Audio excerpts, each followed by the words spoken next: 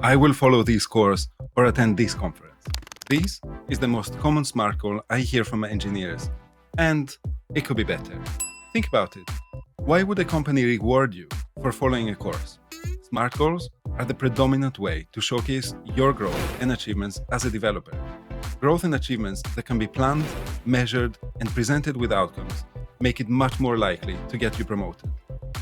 It's challenging to set the right goals though, and managers often don't provide the support that you need. I'm Stefan, Senior Engineering Manager, and in this video, I will share 7 SMART goals for every level to get to the next one.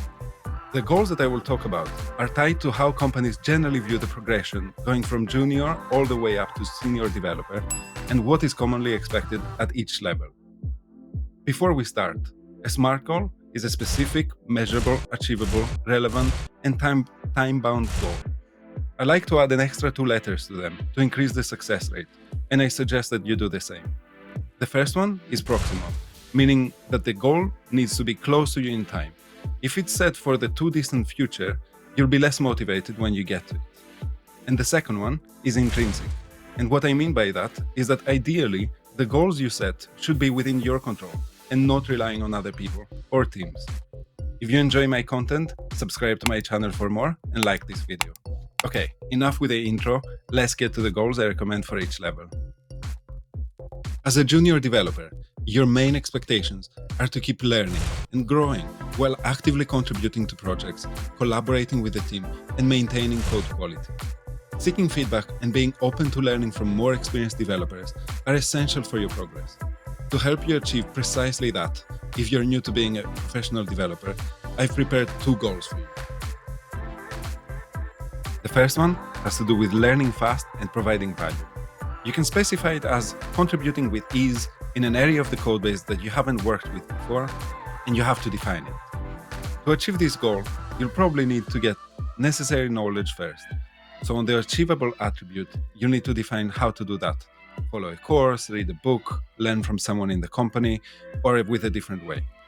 The great thing about it is that it's within your control. It doesn't rely on others. To measure it, you can set a target of completing 5 tickets in that area with minimal help. It is of course relatable, as it will help you increase your domain knowledge. To make it time-bound, I recommend breaking it down into milestones, where the first one is spending 1 month on the course and another month or 2 implementing what you've learned. The second goal has to do with increasing your delivery independently without the help of others. You can specify it as successfully scoping, refining, and delivering medium-sized tasks with a level of ambiguity in a timely fashion. To achieve this goal, you'll again need to increase your knowledge. This can be done by arranging getting mentored or setting up pair programming sessions with a senior person. To measure it, you can set a target of 5 tasks with a maximum of, let's say, 2 PR comments on each and deliver each task successfully within 3 days. On the relatable attribute, as this goal increases your domain knowledge and delivery, it is relatable by definition. To make it time-bound and within proximity, I would recommend setting a target to get a weekly mentorship or pair programming sessions for a month with someone senior in the team, and for the actual tasks to have about 2 months to deliver them. Let's move on to mid-level developers. If you're a mid-level developer, you're expected to show a deeper understanding of programming concepts, handle complex tasks, mentor junior developers, while consistently delivering high-quality solutions. You're also expected to exhibit strong problem-solving skills and actively contribute to architectural decisions. To grow and get to the next level, you will really like the goals I have prepared for you. The first goal for mid-level developers has to do with mentoring and knowledge sharing. The goal that I recommend is hosting and inviting your team to a bi-weekly knowledge sharing session. To achieve it, you will need buy-in from the team, so you'll need to ask if people are interested through some survey or retro discussion. To measure it, you'll need to host, document discussions, and set a target of presenting 1 topic per month. This goal is relatable because it helps increase knowledge within the team on topics that the team cares about. To make it time-bound and within proximity, I recommend having 2 milestones.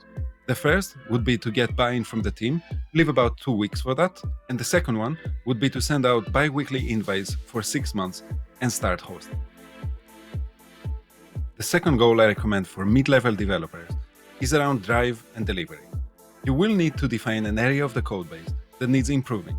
For example, CI/CD, testing, documentation, and propose ideas on how to improve them in the form of POCs that you bring to the team. For example, you can specify it as reducing your CI runtime by 30%. The measurable part will be set with the metrics you have. So if it currently takes 20 minutes to run, you'll need to set a target for 14 minutes. To achieve this goal, maybe you need to do some research or learn more about your build tool. This goal is relatable because it will increase productivity within your team. In terms of timelines, you can set aside a month to learn about the build tool and potentially a new one. Following that, implement a POC within the next month. Present your solution to the team a week after, and complete any remaining changes within a month after that. The third goal I recommend to mid-level developers has to do with leadership. The goal can take the form of leading already created medium-sized projects within the team. To achieve this, you will need to define projects within your roadmap that are medium-sized and you would like to lead. Have a discussion with your manager as to what expectations they will have from you in these projects, and potentially talk to more senior people, senior developers, to learn from them. To measure this goal, you will need to have agreed and explicitly been appointed the role of the tech lead for a number of medium-sized projects. This goal is relatable as it increases leadership within your team. I would recommend setting a target of taking on and delivering the projects you discuss within a timeframe of a quarter. Now, we can move on to goals for senior developers. If you're a senior developer, you're the go-to expert in various programming languages and technologies. You'll be a fantastic mentor for junior and mid-level developers, leading them to success.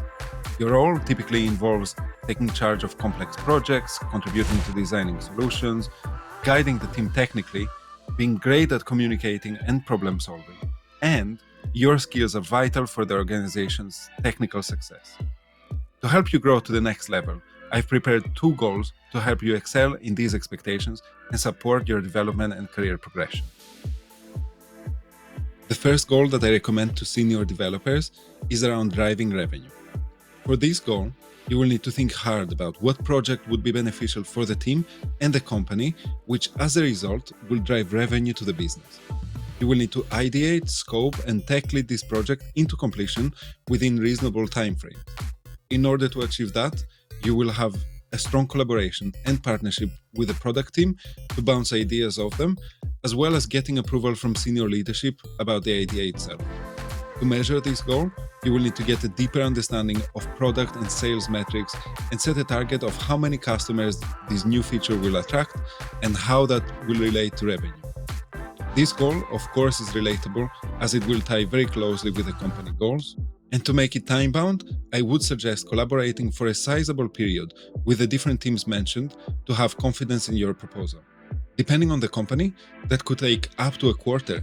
In this period, you will need to get insights, form your proposal, and have it get into your team's roadmap for the next quarter. In the quarter following that, you'll be ready to execute and deliver the feature. The last goal I have to recommend today is about cross-team leadership. As a senior developer, you will need to contribute, support, and mentor work happening in other teams.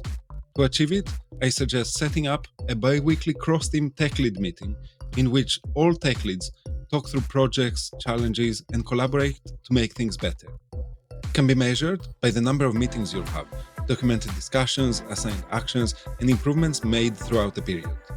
This goal is relatable almost by nature, since you'll be contributing to the success of other teams' projects. With regards to timeframes, I recommend having these bi-weekly meetings for a period of 6 months and adjust as you go along. So there you have it. Now you know how to think about SMART goals and have great examples for your level. Give them some thought, discuss them with your manager, and see how you can adapt them to your team and your company. I have a link in the description below if you want to quickly grab them and edit them. If you want to learn about my favorite leadership style, you can watch my last video where I explain what it is and how to get started. Remember to hit that like button, share this video with your colleagues or friends, comment down below if you have any questions or thoughts, and subscribe for more. Thanks for staying with me till the end, and until next time, stay curious, keep growing, and I'll see you in the next one.